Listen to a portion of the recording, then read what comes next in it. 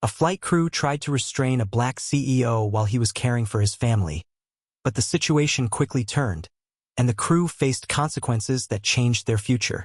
The flight crew handcuffed the black CEO while he held his baby, thinking no one could stop their abuse. They didn't realize that one wrong move would break their own future. Subscribe if you believe arrogance always collapses when real authority acts. The moment Kylen Vorrick stepped through the first-class curtain, everything shifted. He felt it first, not in the air or the cabin pressure, but in the way the flight attendant's eyes narrowed. Ferrin Dalk stood like a checkpoint guard rather than a greeter, arms slightly out, feet planted just wide enough to block passage. His gaze landed not on Kylen's face, but on the small bundle strapped securely to his chest. Laren, just 5 months old, wrapped snug in a soft gray carrier that rose and fell with each of the infant's peaceful breaths. "Sir," Ferrin began, voice flat but official. "I need to see your authorization to carry the minor forward into this section." Kylen blinked, momentarily stunned. "Authorization?" he echoed, adjusting his grip on the briefcase in his left hand. "He's my son, and he's cleared." Ferrin didn't move. He glanced toward the rear galley, then back at Kylen with a squint that didn't hide his doubt. His tone sharpened. "We've had recent updates regarding safety compliance with infants in restricted zones. You'll need to present authorization per our crew clearance checklist." Kylen's jaw tensed, though his voice remained even. "There's nothing in your policy that prevents a parent from sitting with their infant in a paid first-class seat, especially not when that parent," he paused only briefly, choosing his words with control, "has already passed through full TSA and gate-level checks." Ferrin said nothing. Behind him, the curtain fluttered as another figure stepped into view, taller, leaner, and younger. The second attendant wore the same Arrow-Wave uniform but carried himself with a different energy, more calculating than cautious. Kelrick Vaughn. He leaned in to whisper something into Ferrin's ear. Kylen tilted his head slightly, catching only fragments. "Updated profile, flight risk adjustment." "Excuse me?" Kylen asked, turning toward Kelrick. "What profile are you referring to?" Kelrick straightened but didn't answer. Ferrin's response was delayed, as though he too had to process the question. "Sir," Ferrin said at last, adopting a more formal tone, "we're following an internal flag update. I can't disclose details, but if you'll return to the main cabin while we verify, it'll—" "I'm not moving," Kylen replied, this time with a hint of steel in his voice. "This child is secured. I have a confirmed boarding pass for 3A, and your flag is either a mistake or something you can explain right here, right now." Laren stirred slightly against his chest, the gentle twitch of his tiny fingers brushing the fabric of Kylen's sweater. Kylen instinctively brought a hand up to his son's back, patting slowly. The air grew tighter, not in temperature, but in tone. Something was off. From row 6, a man with closely cropped black hair quietly retrieved his phone. He hadn't spoken yet, hadn't even made eye contact, but his subtle motion, raising the phone just enough to begin recording, suggested he, too, had sensed the shift. The aisle around Kylen had grown quieter. The usual soft shuffle of boarding passengers, the rustle of overhead bins closing, even the distant flight announcements had faded into a strange stillness. A kind of anticipation hung there, like the quiet before a misstep in a dance. Kelrick took a half-step back, nodding at Ferrin. It was subtle, too subtle for most passengers to notice. But Kylen saw it, the silent agreement between two men who had already decided what came next. Ferrin raised his hand to the small comm piece clipped behind his ear and pressed once. His eyes never left Kylen's. "Cabin control, this is Dalk," he said smoothly. "Initiate the precautionary sequence. Target has a minor in arms." The words echoed in Kylen's chest like a dropped stone in deep water. "Target," he thought. His grip on the briefcase tightened. His pulse quickened, not out of fear, but calculation.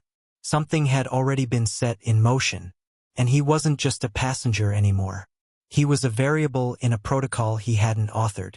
Laren shifted again, his breath catching. Kylen's mind raced, not toward panic, but toward readiness.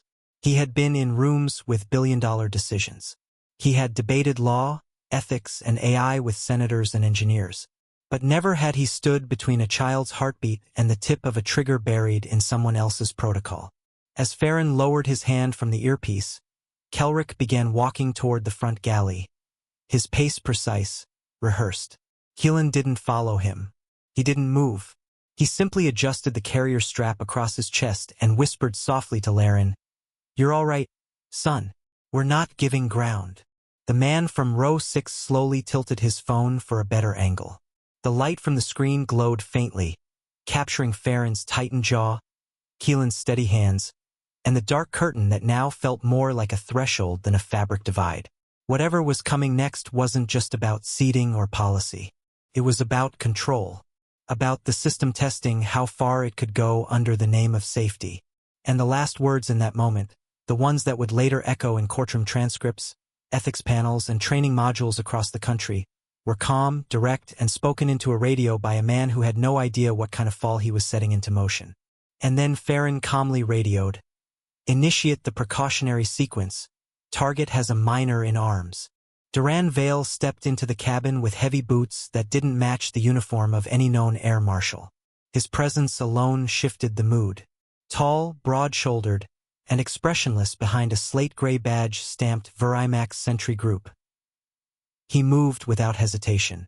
Kylen Vorrick noticed him instantly, not because of his uniform, but because of the name, Verimax, the same firm he had testified against in a closed arbitration 2 years earlier.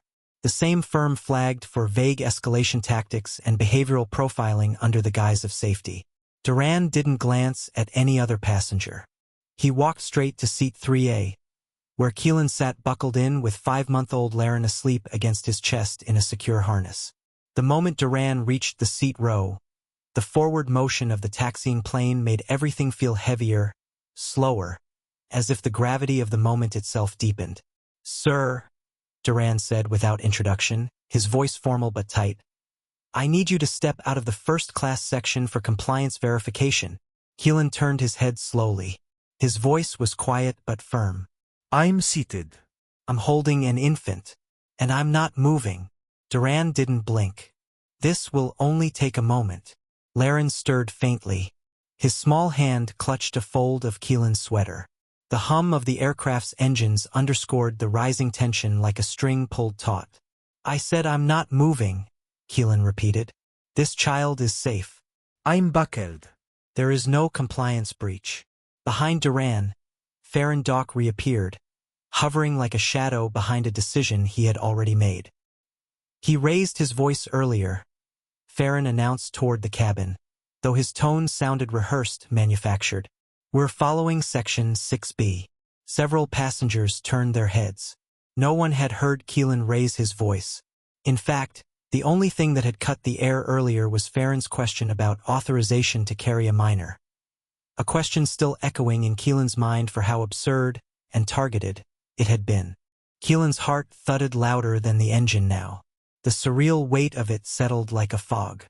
He had helped review the original draft of Section 6B himself, coercive resistance during flight boarding. It was a policy clause meant to prevent dangerous passengers from threatening safety during chaotic boarding procedures. It was never designed for parents quietly seated with children. Never. Duran reached to his belt and tapped a small black box. A light blinked red. "Bodycam activated," he declared. "Passenger is refusing compliance with federal boarding verification. Escalation protocol is authorized." Dramatic irony surged in Kylen's mind like a wave about to crest. He had written policy suggestions to protect against precisely this, a clause being misused as a shield to justify overreach. Now he was trapped in it. Not just by its logic, but by its misinterpretation. From 6 rows behind, a man quietly raised his phone, angling the lens toward seat 3A. Kylen didn't know him, but the camera brought a flicker of relief. Witnesses mattered. Records mattered. "Laren," Kylen whispered to the child, adjusting the harness slightly. "Stay close, okay?" The baby shifted again, sensing something deeper than turbulence. His eyes stayed closed, but his brows tightened, and a faint whimper escaped his lips. It was the kind of sound only a parent could decipher, unmistakably anxious, small but urgent. Ferrin leaned closer to Duran and lowered his voice, though it carried just far enough to be caught by the man recording. Do it before takeoff, they need a trigger event. Kylen's body stiffened. What event? Trigger what? He wasn't the threat here. He was the target. Duran's gloved hand moved, unfastening the clasp on the restraint pouch at his waist. His fingers curled around a set of metallic cuffs, silent but gleaming beneath the cabin lights. He took one step forward. The aisle tilted as the aircraft began a slow left turn on the taxiway, aligning for the runway.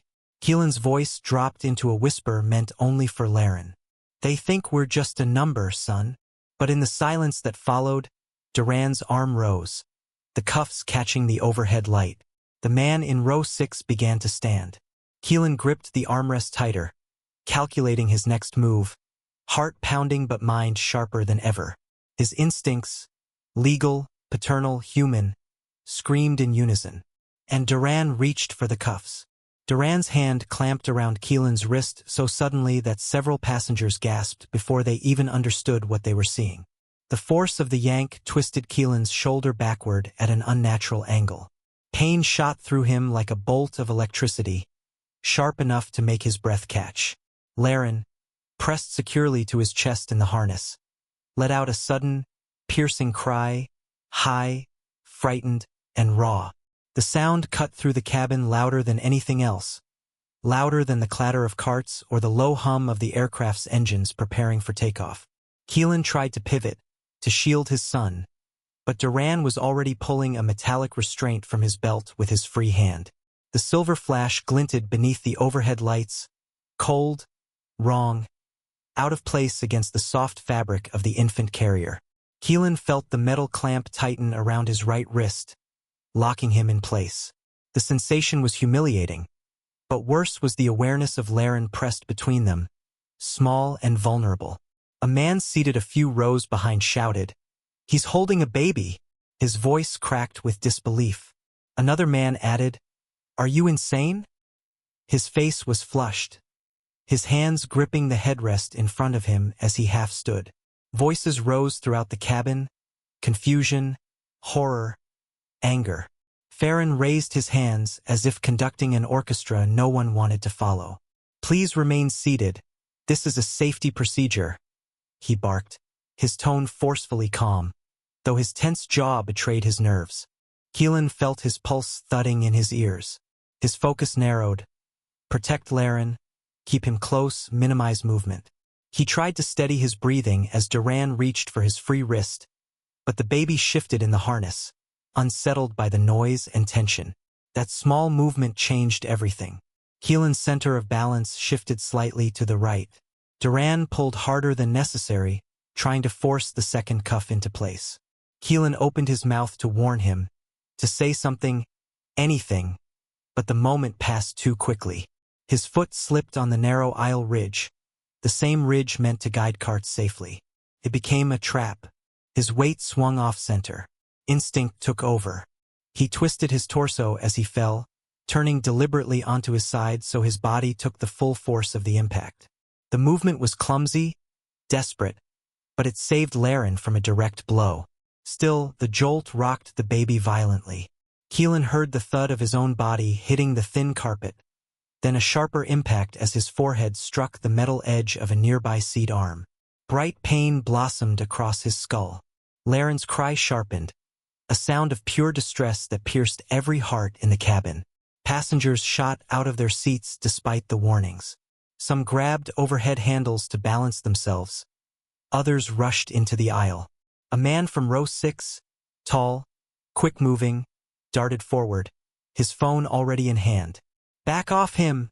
he yelled, placing himself just inches from Duran. His chest rose and fell with adrenaline. Duran stepped back only slightly, raising his body cam like a shield, the red indicator light blinking as it recorded everything. "Non-compliance protocol has been triggered," he shouted. His voice wavered, revealing more fear than authority, but he kept it loud enough to echo through the cabin. Kylen lay half-curled on the floor, one hand cuffed behind him, the other pinned beneath his own weight. His breathing was uneven, but his first instinct was not for himself. He immediately tilted his head to look at Laren. The baby's cheeks were wet with tears, his tiny fists trembling against the fabric of Kylen's sweater. Relief washed through Kylen as he whispered, barely audible, "He's still breathing." His voice shook, not from fear for himself, but from the terrifying thought of what could have happened in one wrong second. Ferrin continued yelling for passengers to sit down, but no one listened. The cabin was a swell of outrage and disbelief. A few men exchanged looks of grim understanding. This situation was spiraling into something far worse than standard procedure. Foreshadowing hung thick in the air. Kylen had once warned regulators that vague compliance codes could be twisted, misused, turned into weapons. Now he saw it unfolding before him, the very flaw he had tried to prevent being used to justify the violence against him. Laren wailed again, the sound trembling with fear. The man from row 6 bent down slightly, eyes locked on Duran. "End this," he said, calm but forceful. Yet Duran's stance tightened, boots planted firmly. The blinking body cam held higher, as if capturing footage mattered more than the child at the center of the chaos. Kylen blinked against the dull ache spreading across his forehead. He tried to gather himself, grounding his thoughts. The world felt shaky, but his purpose remained crystal clear. Protect Laren, no matter what it cost him. Through the tension, through the shouts and the confusion, the truth crystallized around him, a truth none of them yet understood. And the fall, the one meant to humble him, broke their future instead. The wheels hadn't even cooled against the tarmac when the jet braked hard, then veered off the taxi route toward a secondary gate. There was no announcement, only the rising murmurs of passengers as the engines powered down early. Through the cabin windows, emergency lights reflected in rhythmic flashes across the terminal wall. The tension was thick, unspoken, and undeniable.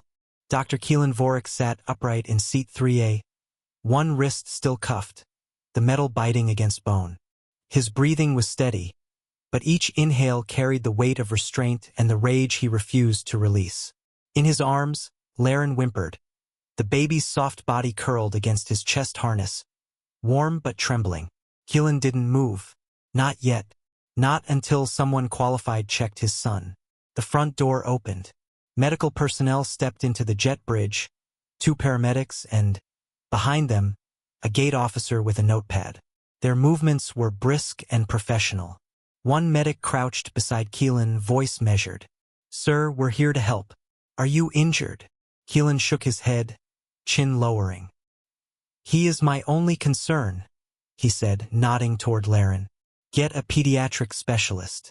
Now." The medic hesitated but then gestured behind him. "We've already called one in from terminal services. 5 minutes. "Good," Kylen muttered. "Then I'll wait." The red welt on Laren's head had begun to bloom, a soft, angry shape just above the ear. It was a badge of the fall, of the impact he'd tried to absorb with his own body. Kylen never blamed the turbulence of the aisle, only the hands that caused it. Passengers filed out slowly, some pausing near row 3 to whisper words of support. A few pressed folded notes into his lap. One man muttered, "They'll spin it, but we saw everything." Another handed Kylen a printed screenshot. Already the footage was online. Kylen glanced at the image. His own face, mid-fall, frozen in panic and instinct, Laren's mouth open in a cry. By the time the pediatric specialist arrived, a thin, young male doctor with steady eyes, Kylen allowed himself to exhale. "You touch him first," he said, voice lower now, nearly a whisper. The cuffs remained on. No one had yet released them. The doctor nodded respectfully and examined the baby with quiet urgency. No skull fracture. No signs of concussion yet. The welt is from a blunt force, likely the armrest, as you said. He's stable, but shaken. Kylen blinked once. That makes 2 of us. Outside, chaos brewed. News vans had begun to line up. The airport's public information officer was overwhelmed. And then came the suits. Merrick Thorne, the airline's lead crisis manager, entered the bridge flanked by 2 attorneys. He wore a navy sport coat, an earpiece still dangling from his collar, and carried a folder marked Rapid Response Protocol. His stride was confident, too confident. He approached Kylen like a man walking into a broken copier room. Inconvenient, unfortunate, but manageable. "I'm Merrick Thorne, Crisis Response Liaison for Arrow Wave," he said briskly, then eyed the cuffs. "Let's begin by clarifying that our crew followed emergency discretion protocol." Kylen met his gaze flatly. "That code doesn't apply to infants." Merrick avoided the comment. "These events will be reviewed internally, and we will of course accommodate any medical needs you."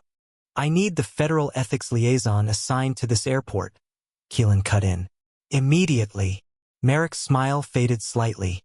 "Sir, private carriers are not obligated to interface with unverified civilian complaints mid-investigation." The air in the bridge stilled. The attorneys behind Merrick shifted, sensing the misstep. But Merrick didn't. He pressed forward. "At this stage, we're prioritizing de-escalation and are not at liberty to—" Kylen raised one hand, the cuffed one. "Slowly, deliberately, then escalate this," he said, pulling a sealed envelope from the side of his carrier pouch and offering it forward. Merrick frowned, accepting it hesitantly. He tore the seal, read the document once, and stopped breathing. It was a federal clearance badge. Not a forgery. Not symbolic. Official. It identified Dr. Kylen Vorrick as an active ethics systems advisor certified under the National Aviation Integrity Charter. And more importantly, it listed him as the keynote speaker for the upcoming Aviation Integrity Conference. In bold, the color drained from Merrick's face. "We didn't know." Kylen looked down at his son, who was now sleeping, tiny chest rising and falling in sync with his own heartbeat. Then he looked up. "You never asked." At that moment, reporters breached the outer line. Camera lights flickered into the glass windows beyond the jetway. Microphones rose like weapons. But inside the bridge, silence held. One of the attorneys finally whispered, "Merrick, the cuffs." Merrick gestured shakily. An airport security officer stepped forward and removed them. Kylen flexed his wrists once, then took Laren's hand and gently guided it back to his own. Outside, the crowd surged. The lens found them. The frame captured the moment, not a fall but a rise. Kylen's voice was calm, clear, unwavering. And just as the cameras returned, Kylen looked up and said, "Now you'll listen." The airline's statement hit the media like a smooth voice deflection, polished and rehearsed. A misunderstanding during a routine compliance check. Not a word about the handcuffing. Not a breath about the infant. Not a mention of the fall or the bruise, or the way Kylen Vorrick had shielded his son with his body on Flight 612. It was a sentence engineered to vanish in headlines. But it didn't vanish, because 6 different camera angles said otherwise. The footage spread faster than legal teams could type.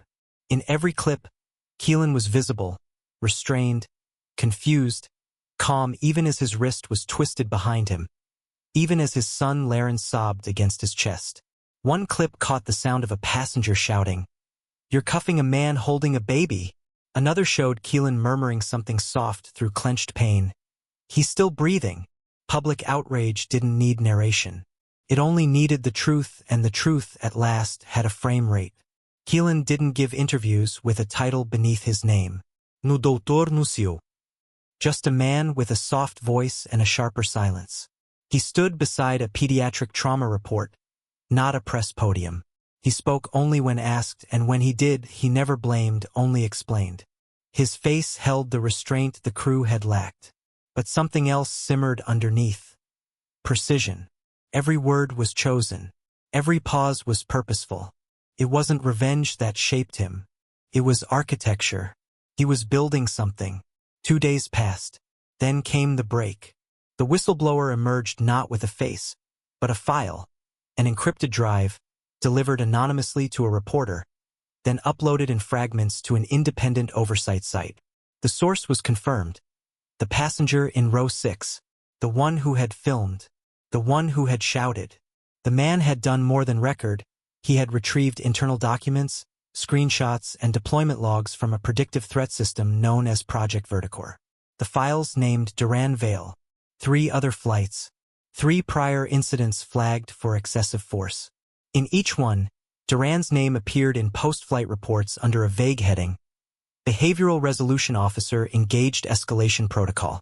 But none of those cases had gone viral. None had involved a baby. Kylen read the files quietly in his office at Norvis Corps. The glow of the screen reflected off the photo of Laren on his desk. He scrolled through the logs, each one colder than the last. Time-stamped triggers, passenger threat assessments, escalation simulations, and then, in the middle of the spreadsheet, a keyword, ethics override compliance. His name had been flagged weeks ago, long before he stepped onto Flight 612. The flag wasn't based on actions. It wasn't even behavioral. It was metadata, a series of keyword matches linked to articles Kylen had written about reforming risk assessment tools. The system had labeled him a pre-escalation compatibility candidate, not because of what he'd do, but because of what he stood for. His child had been collateral in a system built to suppress critics. The irony punched through the narrative like a fist. Kylen Vorrick, the architect of ethical compliance, the very mind behind the proposals meant to prevent such profiling, had been classified as a threat by the machinery he once tried to fix. His warnings, ignored in committee halls, had come alive in the form of handcuffs and a crying infant. Dramatic irony curved into strategy. Kylen didn't rush to the cameras. He didn't storm through courtrooms. Instead, he prepared. He consulted with legal analysts, ethics officers, and trauma-informed specialists. He reviewed every line of code, every compliance definition, every clause buried in the aviation policy archives. He wasn't looking for vengeance. He was looking for leverage. Still, the pressure grew. The public didn't wait. Hashtags emerged like lightning strikes. Hashtag baby on board. Hashtag justice for Laren. Hashtag flight 612 fall. Protesters gathered outside Verimax Sentry's regional offices, demanding the suspension of all predictive profiling programs until an audit was complete. Several news anchors played the video on loop, cutting to side-by-side images of Kylen before and after the fall. No suit, no grand speech, just a man holding his child, blood at his temple, dignity intact. And then came the question. A journalist asked him, point blank, "What comes next?" Kylen looked down at Laren, then back at the camera. He didn't blink. Reconstruction, he said, not revenge. The tribunal began not with a welcome, but with silence. The hush inside North Endridge Regulatory Hall was unnatural, almost like the room itself was holding its breath. Fluorescent lights flickered above as Kylen Vorrick stepped through the reinforced glass doors. His 5-month-old son, Laren, nestled in a soft gray carrier across his chest. 2 data compliance officers flanked him on either side, their expressions unreadable, suits crisp. Behind them, a legal analyst walked briskly, a digital case tablet blinking faintly in his hand. No entourage, no spectacle. Just precision. Every step Kylen took was deliberate, carrying not just a child, but the weight of an entire industry's reckoning. Across the hall, 3 men sat rigid behind the tribunal panel's long polished desk. On the opposing side of the chamber, Merrick Thorne sat with visibly trembling fingers, flanked by 2 men from Verimax Sentry's internal review board. A 4th chair sat ominously empty, reserved for Officer Duran Vale, whose seat remained vacant, his intentions hidden behind contractual shields and corporate silence. The tribunal commenced with no preamble. The presiding ethics adjudicator, a silver-bearded man named Thalen Morsk, gestured sharply. Proceed. Kylen gave a nod to his compliance lead, who stepped forward and tapped the side of his tablet. The lights dimmed slightly, and a projected screen emerged behind them. But there were no images, no footage of the incident. Just a blinking cursor, and then a single line of code. Kylen's voice, steady and clear, broke the stillness. Before we debate conduct, we must examine design. A new line appeared beneath the first, then another, and another. The lines grew into a chain, revealing a back-end script from Project Verticore's risk prediction engine.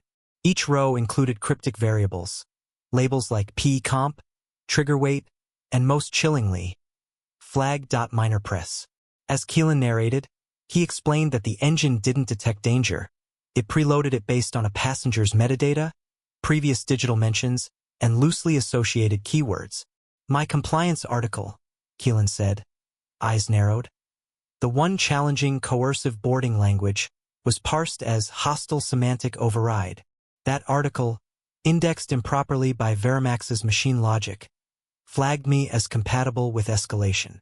He paused and turned toward the panel. You didn't flag me for what I did. You flagged me for what I questioned. Gasps weren't permitted in tribunals, but the silence now had a sound, an audible weight of realization. Merrick Thorne fumbled through his binder, sweating. This was not authorized interpretation. It must have been a fringe anomaly.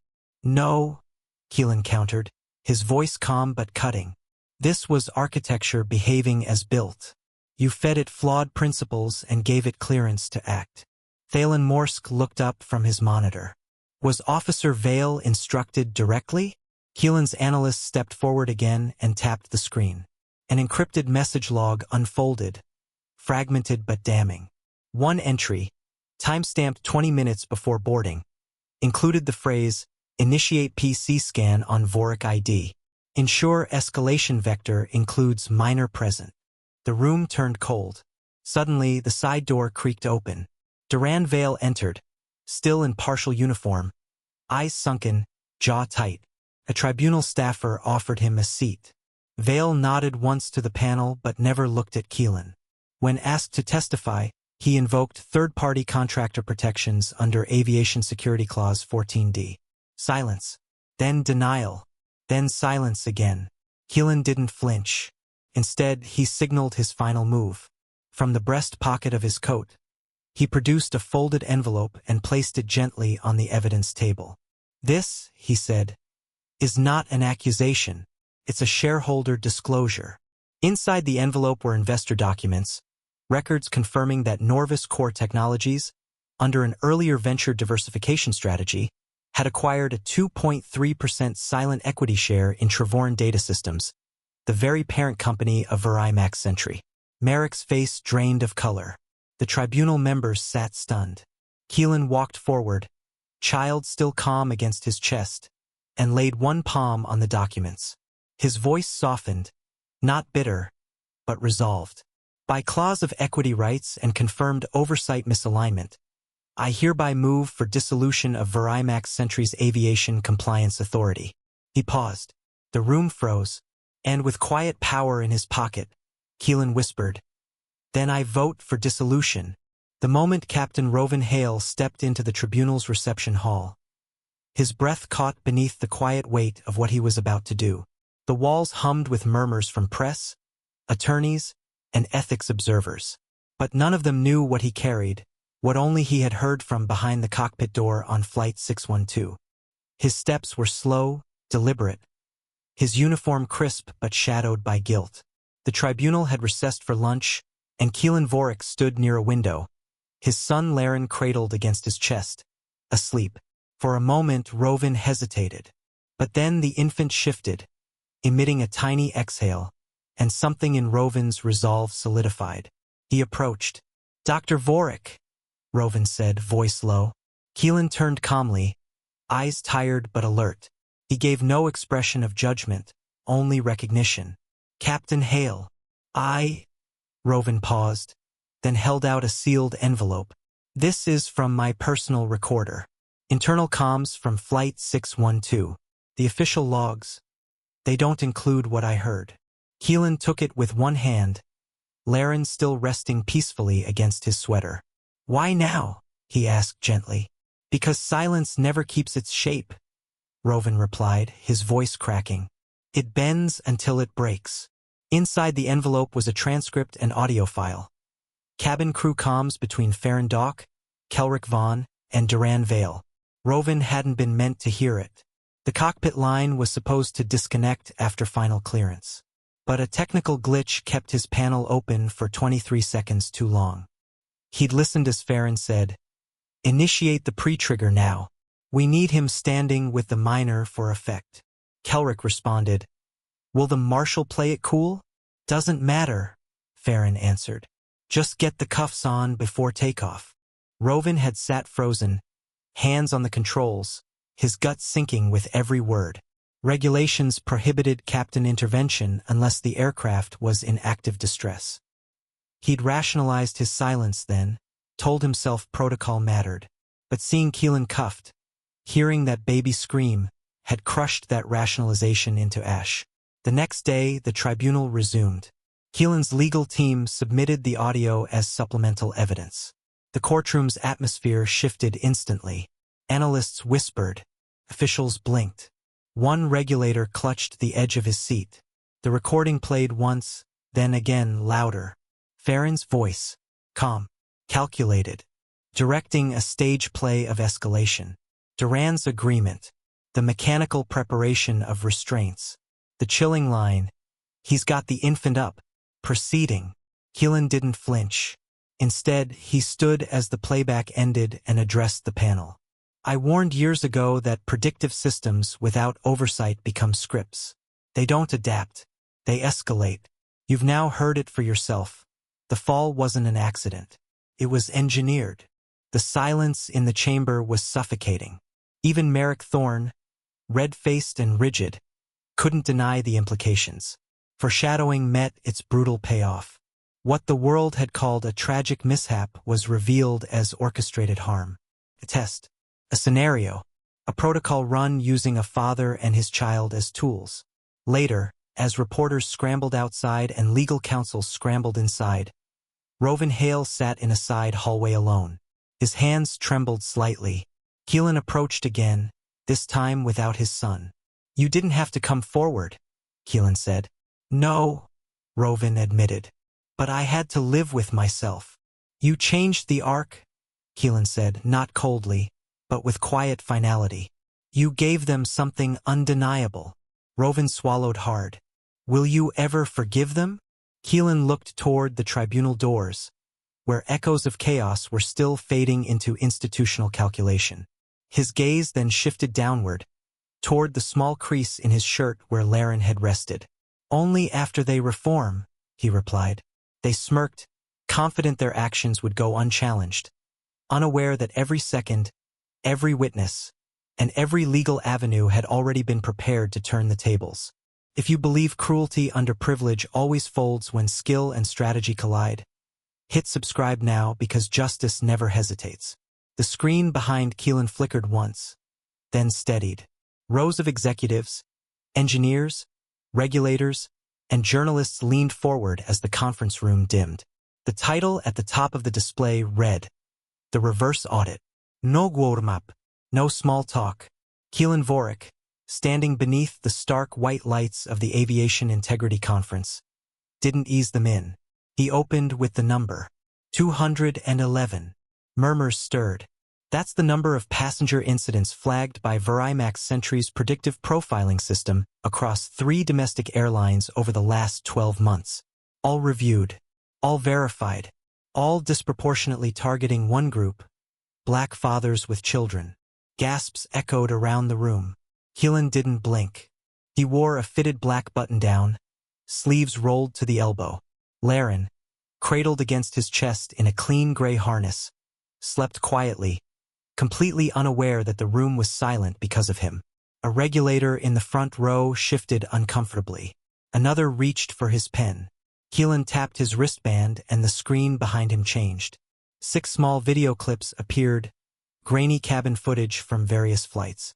All showed different fathers being stopped, questioned, or separated from their children.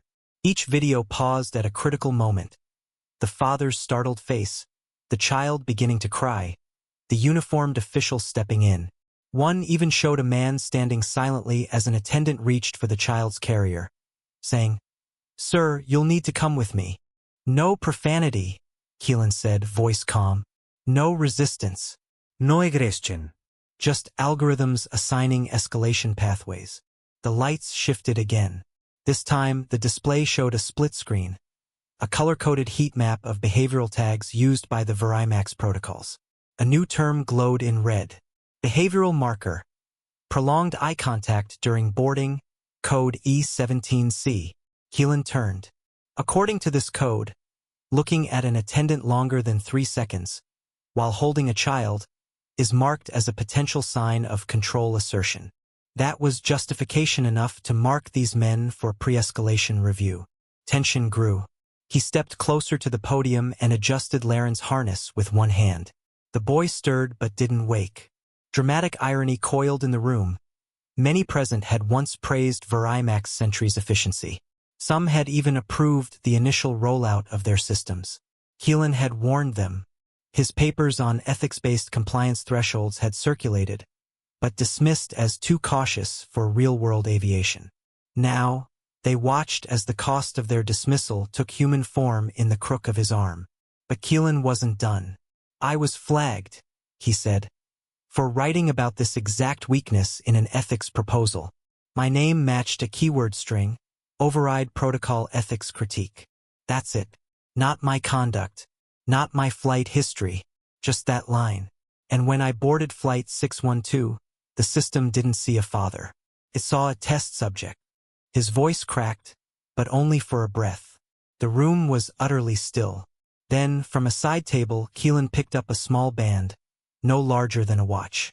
The center pulsed faintly blue. "This," he said, "is the child-safe pulse tracker, developed by Norvis Corps. It's worn like a bracelet. It logs heart rate, skin temperature, shock patterns, and most importantly, trauma spikes." He paused. "I gave it to my son before we boarded that flight." A murmur rippled again. Kylen tapped his tablet. A chart appeared. It showed Laren's biometric data. Resting pulse, then a sharp spike at 7:14 a.m., a line angled upward. Another spike, then a flat stretch marked by the label. Crying episode, silent scream, no vocal output. "Infants often cry without volume during trauma," Kylen explained. "Their bodies freeze. The data shows my son experienced a physical shock greater than what the human body would typically endure in a fall of 3 feet. That fall didn't happen to me alone. It happened to him. And yet, he was invisible to their protocol." Gasps turned to stifled breaths. Some attendees blinked hard. One man in the back stood quietly, hand over his mouth. Kylen looked out at them all. His tone softened, but his eyes burned. "We've let systems assign threat levels without context, without emotion, without listening." He walked to center stage and raised Laren's data on the screen again. "Machines don't feel that," he said, pointing to the red arc of Laren's spike. His voice dropped into a whisper that every microphone caught with chilling clarity. "But my son did." He stood silent as the audience slowly rose to their feet. It wasn't applause that filled the room. It was respect, recognition, the haunting awareness that trust, once broken at 30,000 feet, could only be rebuilt from the ground up. Kylen waited until the last person was still before delivering the final line, the one he had carried since the tribunal, the one he crafted not as a father alone, but as a reformer. And Kylen added, "If their code can't feel the fall, they're not ready to fly." The fallout was swift. By mid-morning, headlines had already hit the national feeds. Vorrick's sentry suspended from federal aviation contracts. Inside a sealed chamber at the Aviation Justice Tribunal's Enforcement Division, chairs scraped and voices rose as clearances were revoked in rapid succession. Ferrin Dalk and Kelrick Vaughn, former crew of Flight 612, were officially blacklisted. Their credentials were flagged in red, barring them from reemployment across all federal carriers. Duran Vale, however, remained the most volatile name on the docket. Though temporarily shielded by subcontract protections, his case was placed under immediate investigation. The tribunal's tone was clear. This wasn't an error. This was engineered escalation. Meanwhile, at his home in East Halloran, Kylen Vorrick stood in his study, the curtains drawn against the morning sun. Laren, still asleep, rested in a crib beside him. The room was quiet until the doorbell rang. He opened the door to find Captain Rovin Hale, the former pilot of Flight 612, standing with a hesitant expression and a rectangular package wrapped in simple brown paper.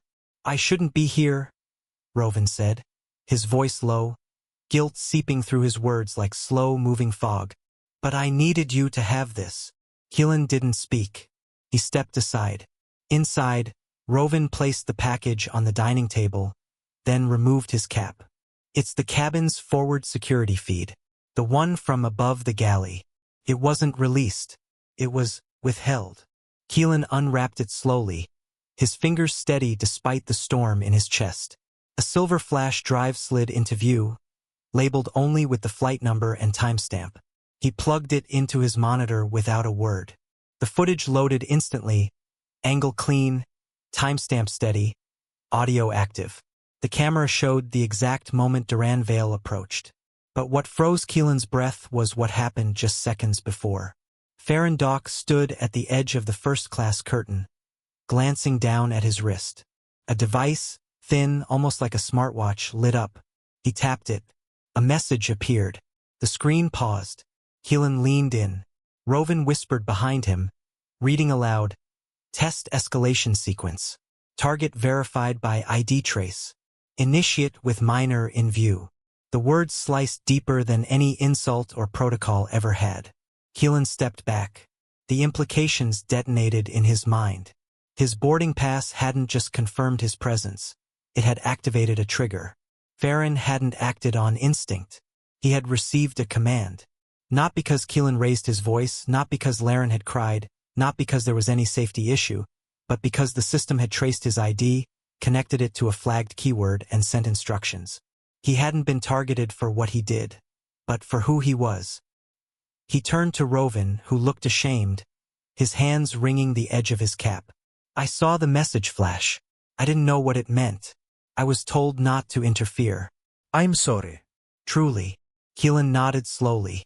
"You did now. That's what matters." Later that day, Kylen stood before the tribunal again, this time without any announcement. He requested to speak briefly, as a supplemental witness to the ongoing investigation. When granted, he approached the screen, connected the drive, and played the footage. The room fell silent. No one interrupted. No one dared. The message, "Initiate with miner in view," replayed twice. Gasps broke the silence. One of the panel members pushed his chair back, face pale. Another muttered, "This wasn't profiling. This was premeditated." Kylen's voice was calm. This message was sent before any confrontation. This was never about behavior. This was a test. He stepped away from the screen. "I wasn't a passenger. I was a dataset. And my son, he was made part of the test to verify escalation reliability under emotional stress conditions." Foreshadowing settled like a weight across the panel. Within 48 hours, federal lawmakers introduced emergency legislation for immediate vote. Passed without opposition. The Laren Protection Clause, a binding federal law banning any escalation protocol from being tested or initiated on a passenger visibly holding or accompanying a minor. That night, after the law was passed, Kylen returned home. The house was quiet. He opened a sealed file cabinet in his study and slid the flash drive inside, labeling the envelope with black ink, "Flight 612, forward feed, escalation trigger." He paused for a long moment, eyes lingering on the label, then closed the drawer with deliberate care. And as Kylen placed the footage in a sealed archive, he whispered, "He fell because they let numbers replace conscience." 3 weeks after the tribunal, Kylen Vorrick walked into the atrium of Norvis Corps' East Halloran headquarters just minutes after declining what most would have considered a dream offer. The International Aviation Ethics Council had invited him to serve as their youngest-ever senior advisor. He had read the letter, absorbed the honor, and then quietly set it aside. It wasn't disdain, it was focus. His mission was bigger than titles now. At that exact moment, across a different floor of the building, a notification pinged on his assistant's screen. A request from a small regional airline, Elvian Aero, had just landed in the Norvis system. They wanted help, specifically with rewriting their passenger monitoring systems.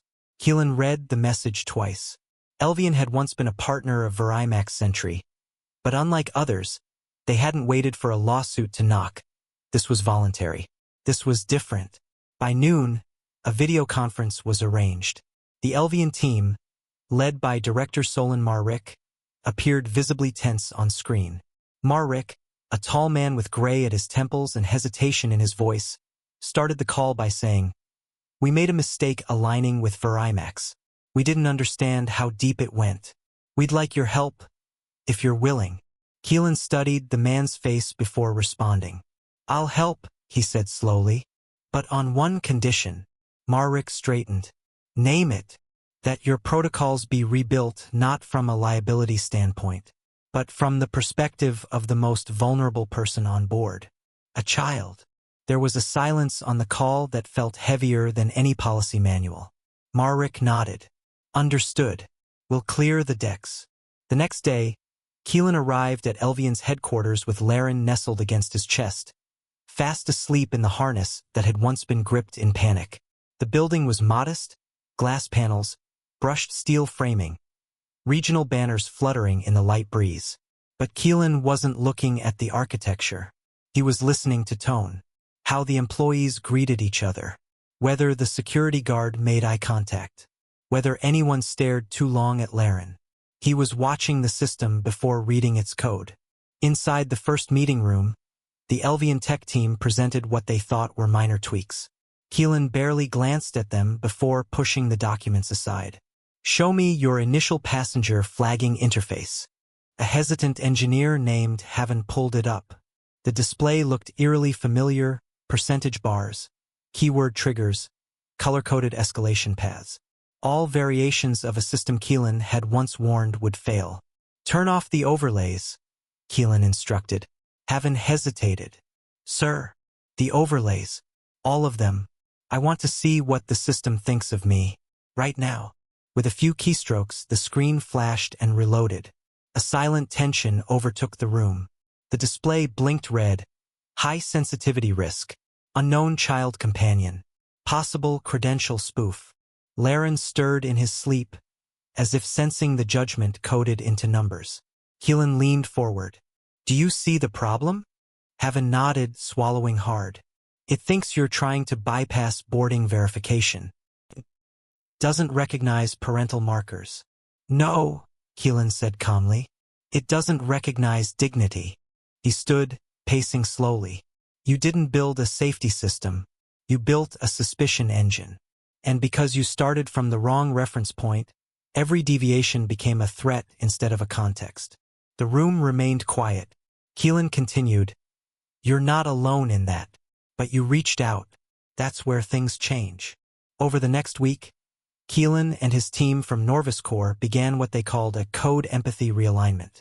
They rewrote the initial passenger scan scripts to identify accompanying minors by heat proximity, infant carry equipment, and biometric emotion profiles instead of suspicion matrices.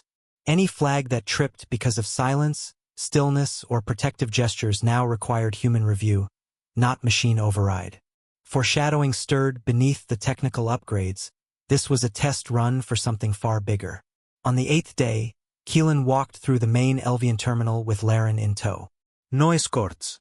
No press, just a quiet tour. As he reached the check-in counter, he noticed workers installing a new plaque above the digital kiosks. The technician struggled with the final bolt as the engraved words became clearer. "All eyes begin with empathy." He stopped walking. The words struck him like a return of breath after a long dive. It was more than a slogan, it was a commitment.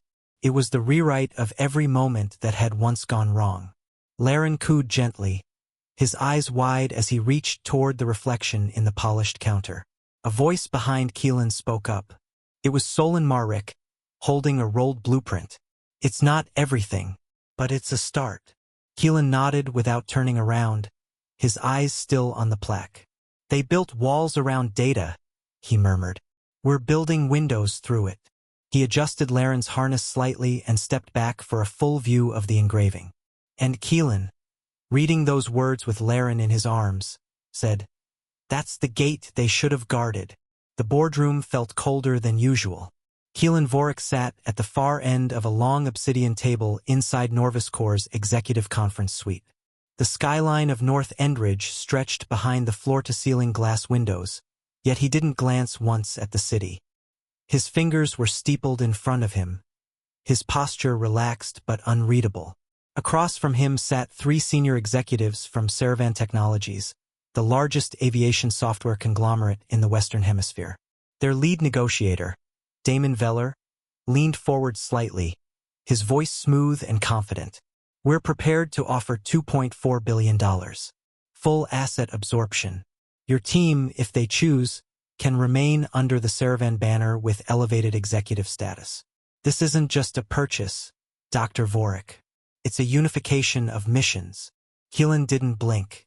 He had heard the same phrasing too many times before, spoken with sincerity, masked by strategy.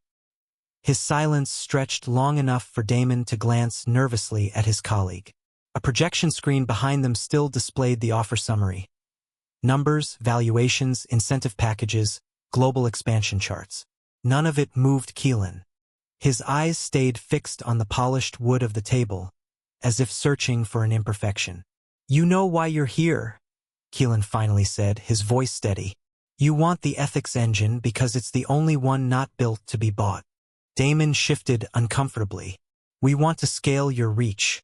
With our infrastructure, we can deploy across 200 more airlines in a quarter."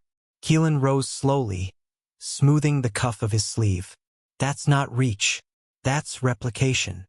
He walked to the window, looking down at the very tarmac where Flight 612 had once rolled forward before the cuff snapped closed. Laren had been 5 months old. Now, he was sleeping in Kylen's office 2 floors down, in a cot beside the same chest harness that had once cushioned his fall. Kylen turned back to them. "You're offering money to solve a problem money caused." Damon started to speak, but Kylen raised a hand, not harshly, but firmly. "You don't need to say anything more." The silence that followed wasn't hostile. It was defining. Kylen stepped forward and picked up a sealed folder from the table's edge, handing it to the Ferrin team. "This is a licensing framework. I'll release the core ethics modules open source to all verified child safety and public transit institutions. Cost. No exclusivity. No control clauses." Damon's eyes widened. "You're refusing $2.4 billion? Kylen nodded once. "Systemic trust isn't a product. It's a promise." The Ferrin delegation stood. No handshakes were exchanged. Only the soft shuffle of footsteps as they exited. The folder clutched tightly in Damon's grip like a verdict.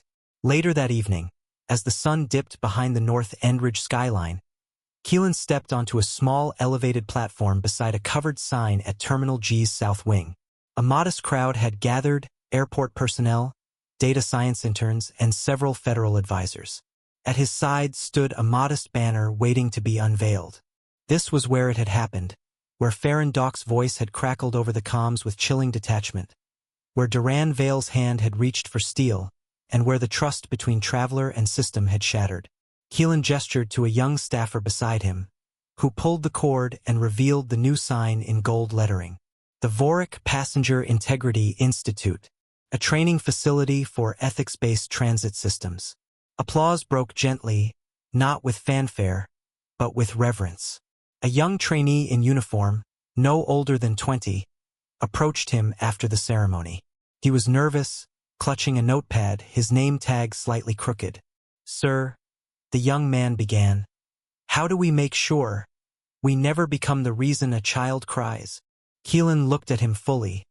His expression softened not by time, but by understanding. Laren stirred on his shoulder, murmuring in sleep. The city behind them glowed in quiet solidarity. He answered not as a CEO, not even as an ethics architect, but as a father. "Start by seeing the father before the file." And the applause that followed wasn't for justice. It was for change. The recording clicked on, and with it, the breath of history held still. Through the soft hum of museum lights and curated silence, a faint but chilling sound leaked from the black headphones hung beside a worn leather seat marked 3A. The first sound was a gasp. Then, unmistakably, the metallic snap of a cuff. And finally, a cry, not loud, but raw, tender, confused. It belonged to a 5-month-old child. Visitors gathered in a quiet half-circle. Most stood motionless, some shifting with discomfort, others wiping at eyes that didn't expect tears in a museum exhibit. The title above them read, "The Turn That Grounded the Skies." Beneath it, the display was stark. The very chest harness Kylen Vorrick had used to carry his son, Laren, rested within a protective glass column. Beside it lay a folded sweater still marked faintly along the shoulder where Kylen had struck the cabin armrest during the fall. A soft light beamed downward, not theatrical, but reverent, casting long shadows on the marble tile. Kylen stood behind the crowd, silent, unnoticed at first. Laren, now 1 year older, rested quietly in his arms, fingers curled around his father's collar. Kylen's steps were slow, deliberate, as if each one retraced the memory embedded into the carpet of that aircraft. He didn't wear a name tag. There was no speech planned. Today was not about recognition, it was about reflection. He approached the listening station, but did not put on the headphones. He had lived the sound already. A father stood nearby, rocking a stroller gently. Tears clung to the man's cheek, unmoving. Kylen noticed the tremble in his hand, the way he kept looking between the chest harness in the display and the infant in his own care. Without words, Kylen reached into his pocket and pulled out a small tissue pack. He handed it over gently, nodding. Their eyes met. The man blinked with sudden realization, his lips parting in recognition. But Kylen gave a soft shake of his head, an unspoken ask to keep the moment sacred, quiet. The man understood. He gripped the tissue like a lifeline. Further into the exhibit, under curved panels lined with touchscreens, visitors scrolled through the timeline of events. One node triggered a transcript from the tribunal hearing. The words appeared on a pale background like courtroom ghosts. "He's still breathing. Do it before takeoff, they need a trigger event." Another display compared 2 lines of code side by side, one from the original Project Verticore protocol, and one rewritten by Kylen himself. The difference came down to a single logic flag. One marked a father as a threat, the other as a guardian. Kylen approached this final installation alone, stopping just shy of the rope barrier. His reflection shimmered faintly in the glass. Laren stirred, sensing the shift in his father's breath. For a long moment, Kylen said nothing. He merely watched the rotating digital overlay repeat the protocol's failure. Target verified by ID trace. Initiate with miner in view. And then the revision beneath it. No escalation permitted when a dependent miner is present in arm's reach. The transformation was visible even in code. Nearby, a museum docent offered a quiet nod in Kylen's direction, recognizing him but choosing not to intrude. The air was thick with a kind of collective regret. A mistake had been made. But more importantly, a lesson had been carved out of it. Kylen reached the guest reflection book resting on a narrow pedestal. He placed Laren gently in the crook of one arm and picked up the pen with the other. He didn't hesitate.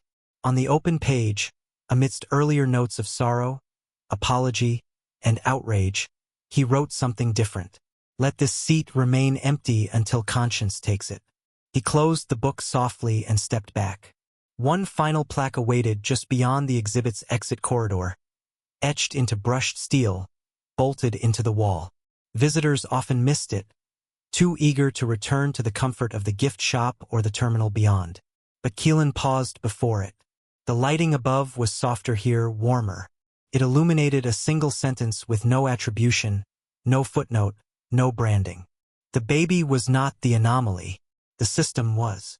The seatbelt sign pinged overhead as the aircraft ascended through the clouds, slicing the sky with the quiet determination of a second chance. Laren Vorrick, now 2 years old, sat strapped beside his father in seat 3A, the very designation that once marked their undoing. This time, it bore no threat, no suspicion, no invisible red flag blinking in the system.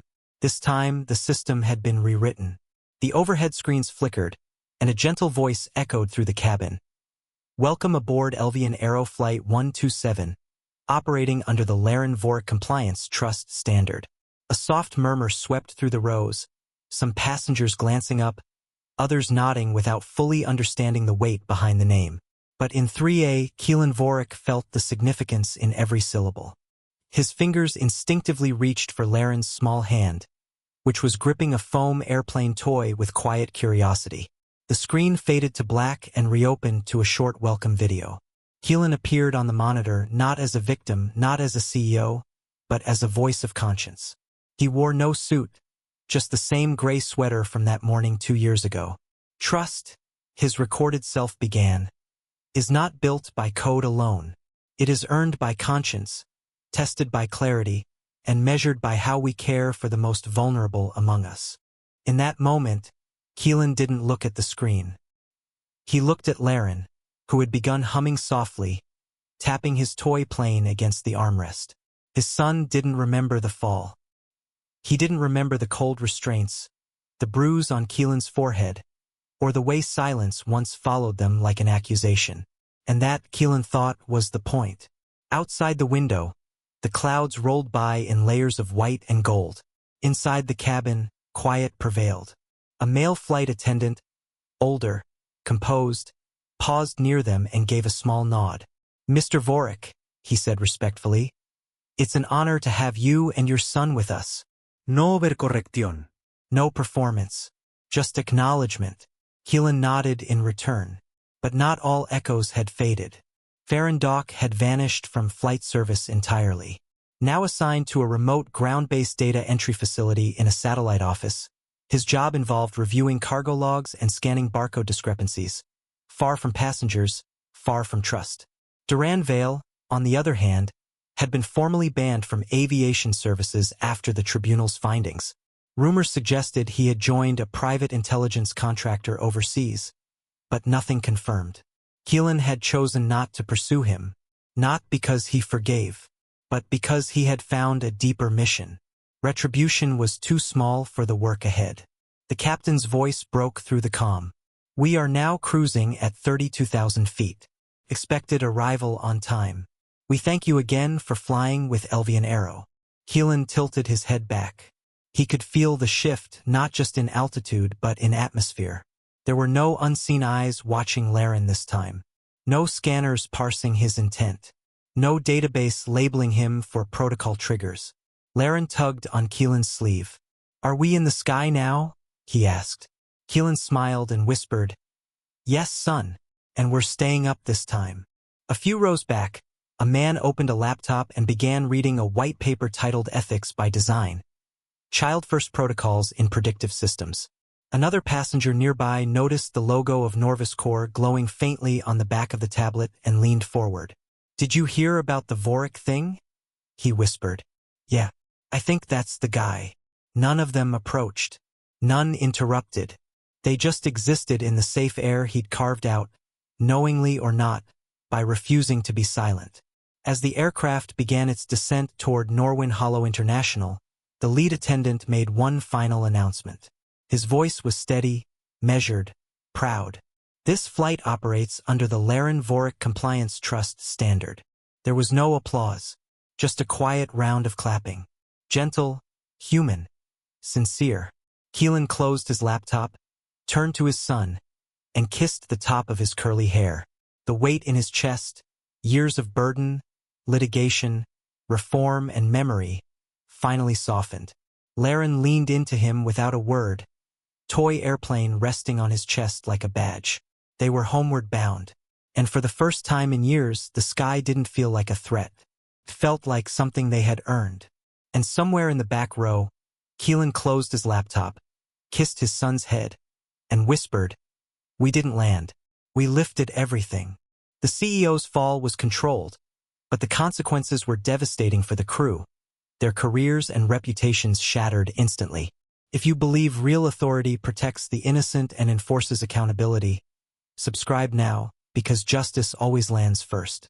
Disclaimer: the story you just watched is fictional. It highlights abuse of authority, prejudice, and the power of composure and strategic action in confronting wrongdoing.